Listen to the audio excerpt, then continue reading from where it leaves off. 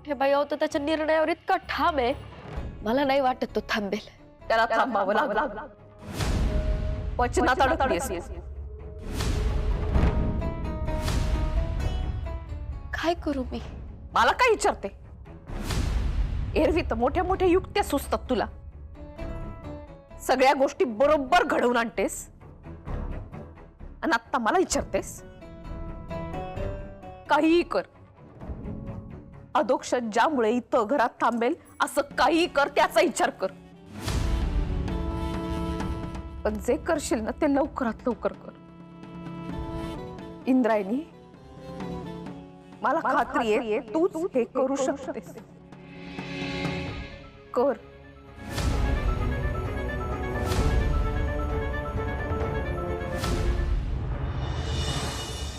आदू थांब ना. आदू आदू हे बघ, हे सगळं करायची काही एक गरज नाहीये. थांब ना आदू प्लीज. आदू ऐक ना. इंदू, गोपाळ, गोपाळ बघ ना, अधोक्षज दादा आणि इंद्राणी ताई खरंच घर सोडून चाललेत. इंदू तू तरी सांग त्याला. ताई मला नाही वाटत माझं ऐकेल तो. तू थांबव ना त्यांना प्लीज.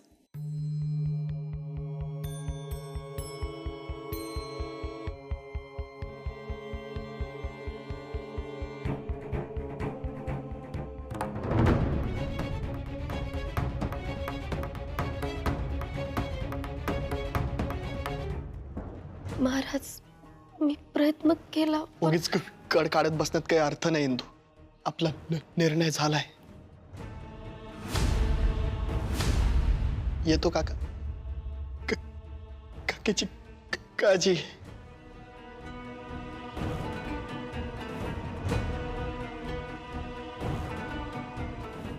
अधोक्षज, चल इंदू. आदू आदू ऐक ना. आदू नाही ना प्लीज. ताई नको, ताई नको, ताई नको.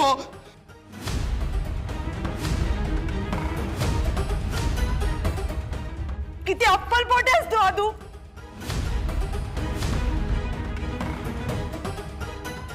मला, आईला, रायाला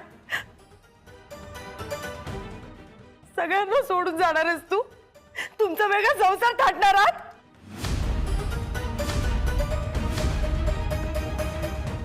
तुला काहीच कसं नाही वाटत रे? अगं मला कुठं चांगलं वाटतं हे सगळं करताना. पण घर तुटण्यापेक्षा घर सुटलेलं केव्हाही बरं ना. हे करणं जरुरी आहे का रे? हो.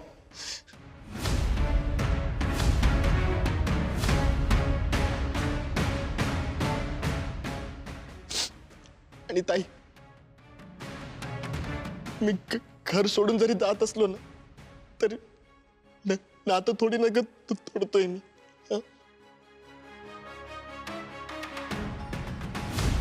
आणि ताई मला माहिती आहे, मला माहिती आहे माझ्या निर्णयाने ना खरंच सगळं काही चांगलं होत जाईल. चांगलं होत जाईल सगळं. अगं दररोज तोंडाला तोंड देण्यापेक्षा घर शांत राहिलेलं बरं ना. सतत भांडणं कशाला पाहिजे घरात? अरे कोण भांडतंय आदू? अगं इंदू आणि श्रीकराचं काय मग? हे बघ, त्यांच्यात फक्त गैरसमज झालेत आणि ते हे बघ ताई, जुन्या गोष्टी नको काढायला आता. अगं आपण भेटत राहू ना. भेटत राहू ना. मी गाव सोडून थोडीच चाललोय. इथंच हाकेच्या अंतरावर राहणार मी.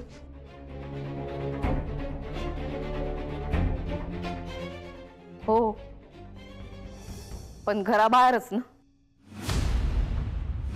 आता आईला पोराला भेटण्यासाठी घराबाहेर यायला लागणार.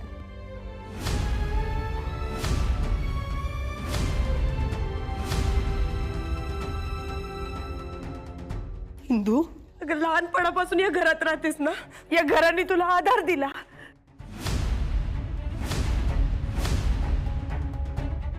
त्याचे हे भाग फिरलेस. तुम्हा सगळ्यांना वाटतं ना की मी चुकले, मी चुकीची वागते. या बाबतीत माझ्याकडे तुम्हा सगळ्यांना बोलण्यासारखं काही नाहीये.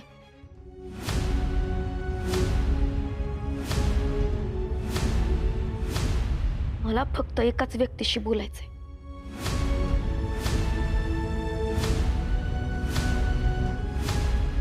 अगदी कसलीही भीडभाड न ठेवता बोलायचंय आणि एकदाचे सगळे हिशोब चुकते करायचे.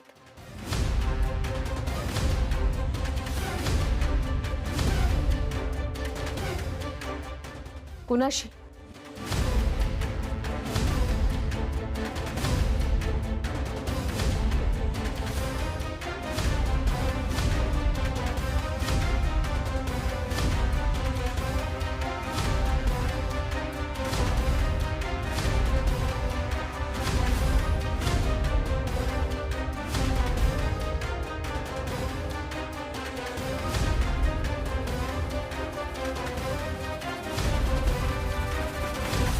हिच्याशी.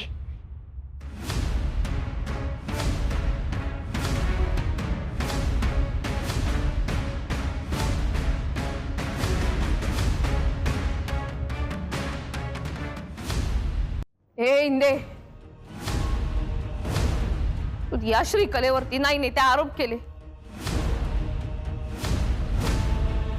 नको नको ते बोललीस, तेवढ्यानं तुझं समाधान नाही का झालं? आता काय करणार आहेस तू? जे आधीच करायला पाहिजे होतं.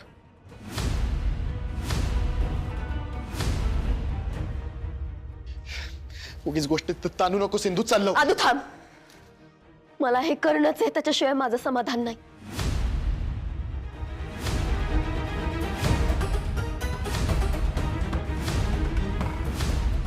इंदू तू नाही ताई, मी आज कोणाचंही काही ऐकणार नाही.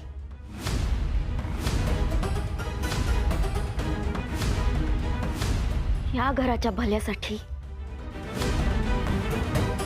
मला हे करावंच लागणार आहे. श्रीकला, तुला असंच वाटतं ना की मी चुकीची आहे, तुला चुकीचं बोलते, नाही ते बोल लावते, आरोप करते.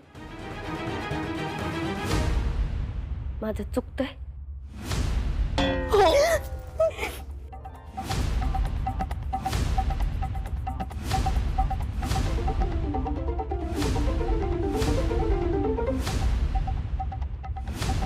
मला माहितीये मी खूप चुकले.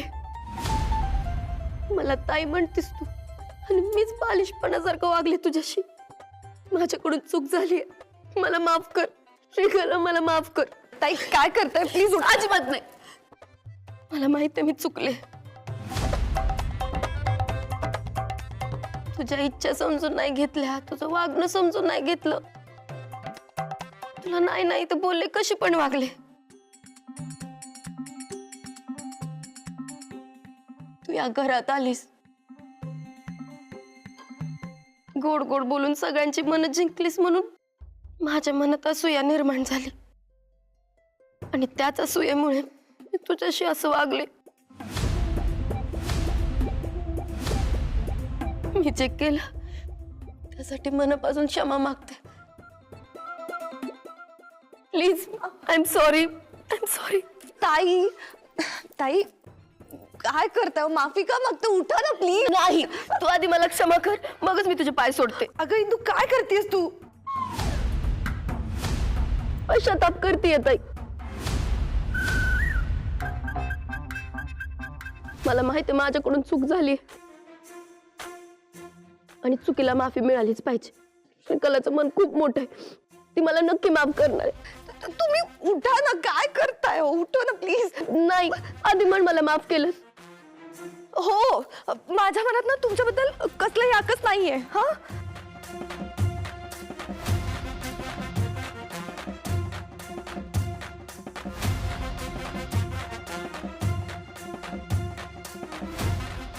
म्हणजे माफ केलंस? हा,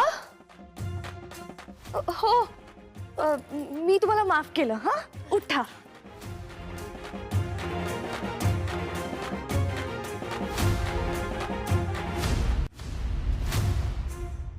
बघितलं व्यंकू महाराज, अधोक्षज मी म्हणलं होतं ना श्रीकलाचं मन खूप मोठं आहे.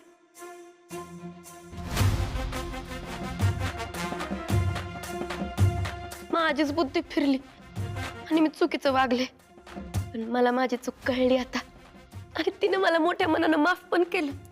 खरंच तू खूप महान आहेस.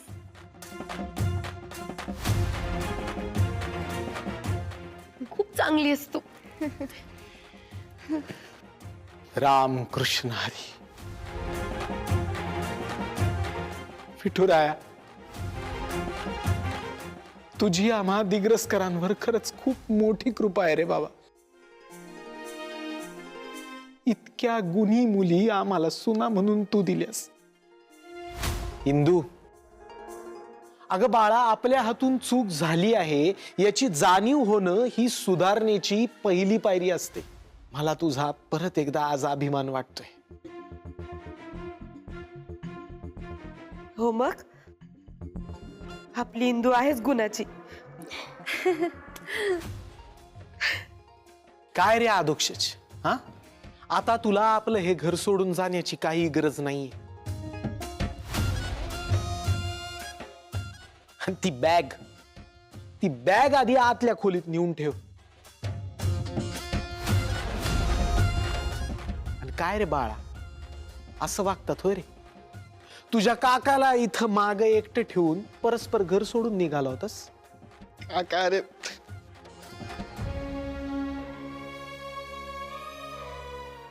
मी पण काय आनंदाने करत नव्हतो रे. माहितीये मला.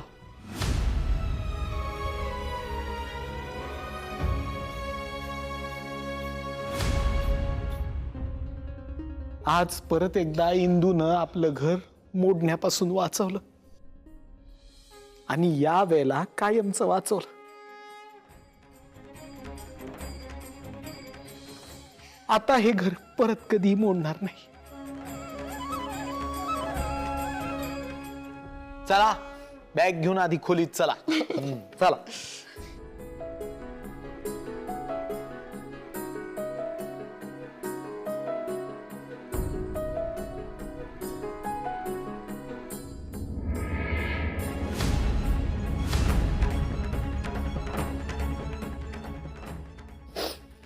इंदू,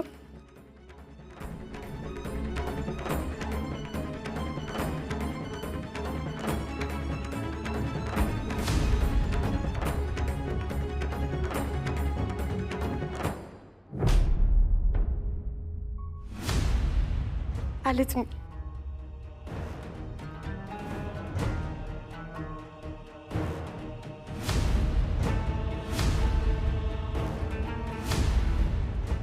तुला काय वाटलं? खेळ फक्त तुलाच खेळता येतात? या घराची रक्षण करतेय मी, कधीच विसरायचं नाही. माझं घर पोखरणाऱ्या श्रीकला खुशीचा बंदोबस्त कशी करते ना, ते तू बघच आता.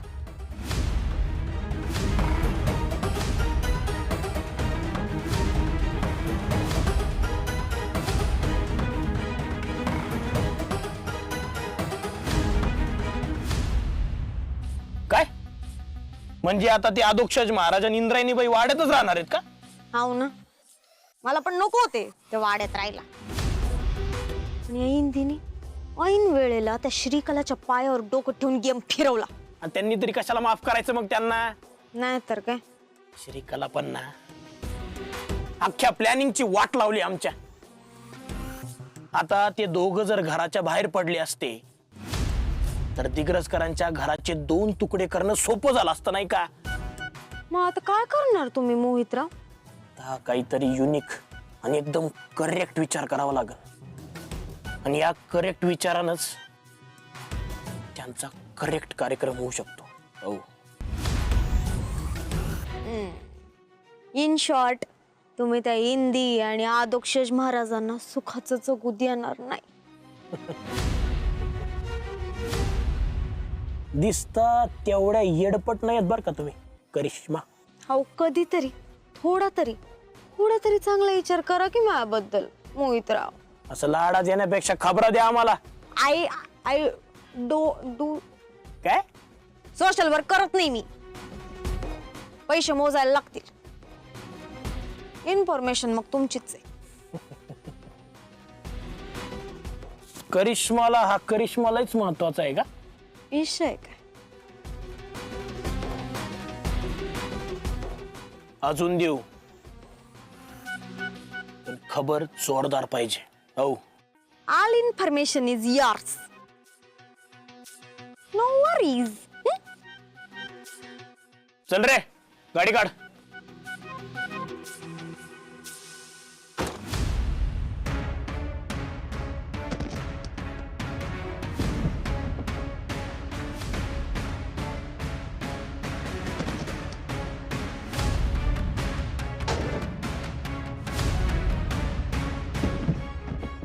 श्री श्रीकांत, काय चाललंय तुझं? दुष्काळात 13वा महिना करू नकोस. एक दमडी खिशात नाहीये आणि नुकसान काय करतेस तू? अगं वेळ लागला का तुला? काय करू मग मी? त्या इंदीने माझा डाव परतवलाय. वेळ नाही लागणार तर काय होणार आहे? तरी मी तुला कानी कपाळे ओरडून सांगत होतो. मी तिच्यापासून सावध राहा, तिच्यापासून सावध राहा. पण तेव्हा तू ऐकत नव्हते माझा. माझ्यावर ओरडायचं नाही हं. आधीच डोकं खूप खराब आहे माझं. शांत बसायचं. असं काय केलं तर दीडशाणा इंदीनं?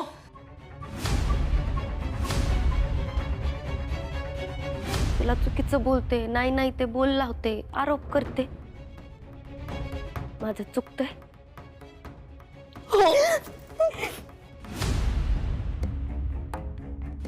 मला माहिती आहे माझ्याकडून चूक झाली आणि चुकीला माफी मिळालीच पाहिजे. श्रीकलाचं मन खूप मोठं आहे. ती मला नक्की माफ करणार. म्हणजे तिने तुझाच वार तुझ्यावर परतवला. पण म्हणून मी वार करायची थांबेल असं नाहीये.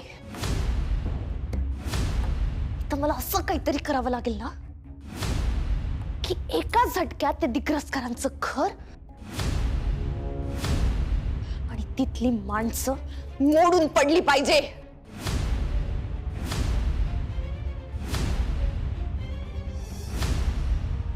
विठुराया, अक्षरशः माझ्या डोळ्यांसमोर 2 भावांमध्ये भांडण होऊन आमचं घर दुभंगेल का काय असं वाटत होतं. 2 भाऊ भांडून घरामधून बाहेर पडतील याची भीती वाटत होती. पण तुझ्या कृपेमुळे तू आमचं घर एकसंध राखलंस, तुटू दिलं नाहीस. तुझ्या चमत्कारांचा अर्थ माझ्यासारख्या पामर भक्ताला कसा कळणार विठुराया?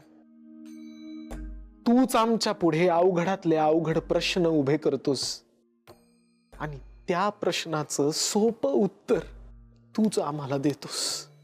विठुराया, तुझी लीला खरोखरच आगाध आहे. खरंच आगाध आहे.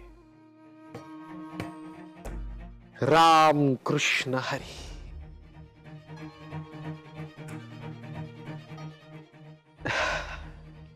इंदू, अगं बाळा ये की.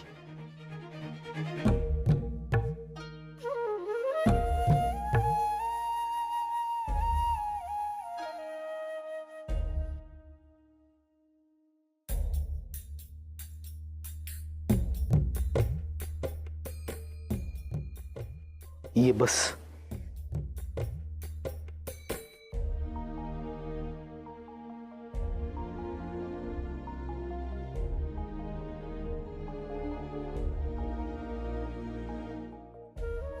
इंदू, अहंकारानं माणसाचं मन ग्रासलेलं असणं ही खूप स्वाभाविक गोष्ट आहे बाळा. माणसाचं मनच काय, माणसाचं शरीर सुद्धा या षड्रिपूंनी व्यापून गेलेलं असतं. आपल्याला अहंकार झालाय, गर्व झालाय हे माणसाला कळतं, पण त्या वाटेवरून परत फिरणं इतकं सोपं नाही. तू श्रीकलाची माफी मागितलीस, तुझी झालेली चूक तू मान्य केलीस, ही फार मोठी गोष्ट आहे बाळा. गर्व झालेला असतानाही त्या वाटेवरून तू परत फिरलीस, आणि हे करण्यासाठी खूप स्वच्छ, नितळ आणि मोठ्या मनाची आवश्यकता असते. ते तू करून दाखवलंस. मला तुझा खरंच खूप अभिमान वाटतो.